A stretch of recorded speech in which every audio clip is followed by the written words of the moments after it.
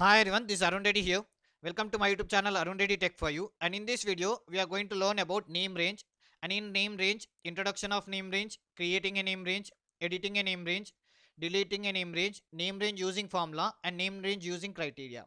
So friends, if you want to learn Excel, you can go through my channel playlist, and in playlist you can find Excel for beginners and Excel level 2 folders. And if you don't want to miss my video, please subscribe my channel and don't forget to like and share my videos.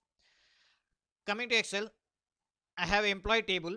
Now I have gross salary and I want to calculate the pension. And already I have a pension rate. To calculate pension, I will type is equal to D5, which is gross salary, into I2, which is pension rate. Enter. Nice. Now I got my pension rate. So let me drag this one by using hill handler. Oops.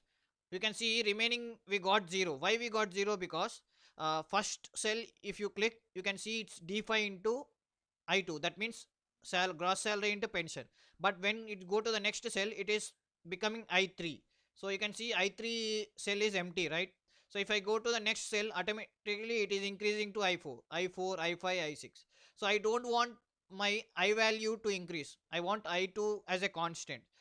To make I2 constant, I can use a reference called absolute reference. So if I click function F4, see automatically what happens if I click function F4, a dollar symbol before I and a dollar symbol before 2, you can see here.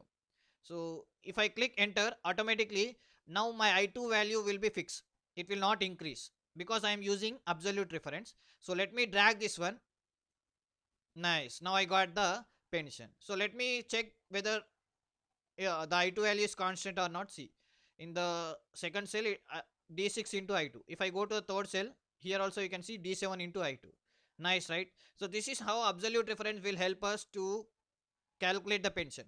So we have another option called name range. Name range also can be used instead of absolute reference to calculate the pension. So let us see how it will work. So let me delete this one. So first I will go to the pension. So let us see how to create a name range. So first you have to select the range.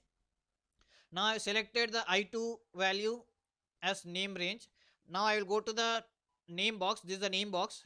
Here I will just type as pension rate. So I will type pension rate. So don't use space or hyphen in the name range. Okay, so it will not accept name as a space, right? So I can use underscore. So you can use underscore. So I'll type pension underscore rate. Enter. Nice. Now you can see when I click on the other cells, it is showing as I3, but if when I click on I2, it is showing as pension rate. That means the I2 value is replaced with the name range called pension rate. Nice, right? Now let us calculate the pension. So if I will type is equal to gross salary into pension rate. Okay, so now you can see automatically you got pension rate, or you can also directly type. So how to type? You can write PEN. So when you got automatically a pension rate, right, you can click tab, enter. Right, so let me drag this one.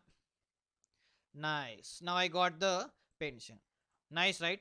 So you this is how we can easily create a name range. So another method to create a name range is, you just suppose I want to create a gross salary. You can select this area and you can go through the name. In the name range, you have an option called new. So when I click on new, automatically it is showing a name. See, automatically it has given a name, gross salary. If you want to change, you can also change. And you can see next one, it's a workbook. That means I want to create name range to whole workbook. I don't want only for a sheet 1, sheet 2, sheet 3. I want to apply whole workbook. So I will select workbook and click OK. So before clicking OK, you can also check the cell reference. So it is D5 to D9. Nice. So click OK. Nice. So you got automatically, you can see I have got a next one is a gross salary. First one I have created as a pension rate. Second one is a gross salary. Nice, right? Suppose I don't want to give name as gross salary, so I want to edit. So how to edit? You can just select. You have an option called edit here. So you just click here and let us change the gross salary into GS. So I will type GS. Click OK. So when you are editing, you can change the name, but you cannot change the scope. See, already I have selected workbook. Suppose if I select a sheet 1, you have it will not allow you to change the sheet 1, right? So click OK.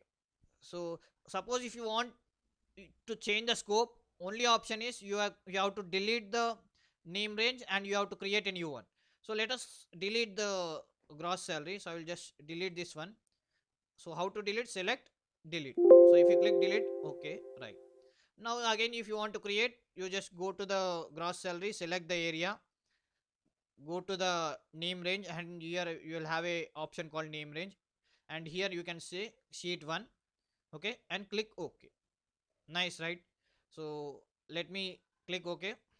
Nice. Now you can see there are two name range. One is a pension rate, one is a gross salary. Okay. So again, if you want to delete, you select gross salary, you can click on delete, click OK. Done. Suppose you don't want to create separately, because I want to create 5 columns name ranges. So I don't want to select one column, second column, third column. So we can do one thing. You just select whole table, and here you will have an option called create from selection. So click on create from selection, and in this it will show you options like top row, left column. Suppose you have a row heading, you can select left column. I have a column heading, right? So I will select top column, sorry, top row, and click OK. Nice. So when I click OK, so you just click on name range. See how many it has created automatically. So already first we have created a pension rate. So remaining pension, net salary, gross salary, employee number, employee name. So automatically it has created the 5 rows, sorry, 5 columns, and 5 column name ranges. Nice, right? Nice. So let me close this one. Now we are done with how to use the name range. Sorry, how to introduction of name range, creating name range, editing name range, and deleting name range. Now let us see how we can use formulas and criteria. So let us start with a formula. Suppose now I want to implement formula. I want to minus gross salary from the pension to get the net salary. How can I do it? I will just select is equal to, now I want gross salary, right? So I will type GRO. So automatically you can see I got a gross salary options. Just tab. Nice. So minus, again I have to type pension, right? So I will type PENSION, or you can select from the below option. I will type pension, enter. Nice. Now let me drag this one. Nice, done. So I have done with the net salary. This is how we can easily use a formula. Suppose I want to implement a function. Suppose I want total of net salary. So I want to find how much I am paying to all the employees. Total salary, what I am paying to all employees. So I will type is equal to sum, open bracket.